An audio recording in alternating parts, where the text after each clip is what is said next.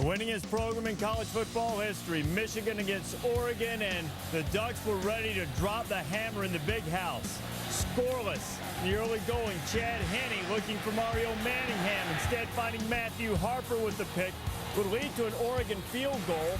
First time in 4 trips to the big house that Oregon had even scored a point. Being the butt of Jay Leno jokes, you see that Michigan fans were just a tad nervous. They should have been this time. Henne finds Adrian Arrington. Henne ties John DeVar most career touchdown passes at Michigan with 72. You know, 8 in the last 8 years. Michigan has been in the top 40 in pass defense just once. And they're not here, Martin May. Dixon to Brian Paysinger. Good protection, great route, but a tremendous finish by Paysinger. Touchdown, 85 yards for Oregon. Ducks went for a 2-point conversion. They go up 11-7. Later in the second, Dixon, they'd called the Statue of Liberty earlier. This time Dixon runs loose. He runs at Michigan, could not find the football. He walks in untouched. 25-7. Dixon threw for 292 yards. Another big play, Derek Jones. Just a tremendous execution, but Michigan's had problems in that spread offense all year.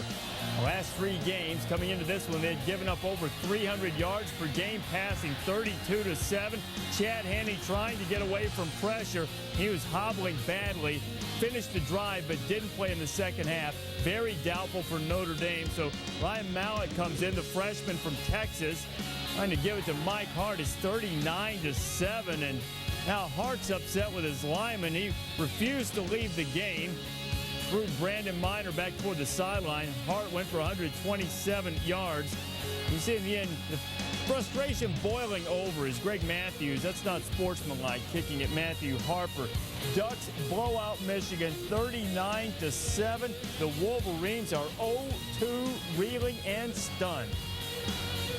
Those who do know me, friend and foe, I think would agree that I'm a tough-minded, competitive guy. And there isn't anything that comes my way that I can't handle professionally. And there is nothing that can keep me down. Not a loss to Appalachian State, not a loss to Oregon, not 100 losses, and not the loss of my job. So, and I think the same thing can be said for our team here and for the guys that play football here at Michigan. We're going to win next week. There's no question in my mind. I guarantee we win next week. I'm going to get this team ready. Guaranteed that I'll get this team ready. Coaches are going to do their job. Seniors are going to do this job in this team, and we're going to win next week. I don't care. Well, Michigan, if they weren't ready, or even if they were, they certainly weren't able against Oregon. First 4-game losing streak in 40 years. First time allowed 30-plus in 4 straight, and they're 0-2 at home for the first time since the late 50s. Not only that, we could go on and on and on. Oregon gained 624 yards. It's the second highest total Michigan's allowed in 128 years of football. Glad to have you with us on College Football Final, along with Lou Holtz, Mark May.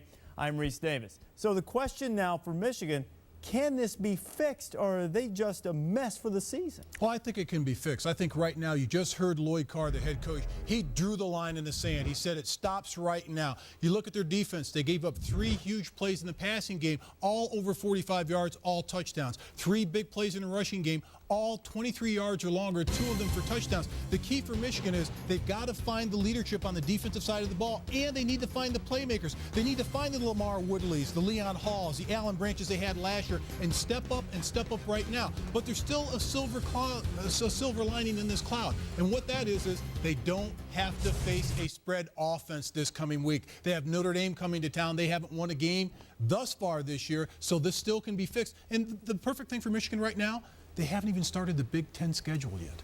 That's going to turn things around for Michigan, and I guess that's something that they can try to rally around as they regroup, because it's always important to a Big Ten team.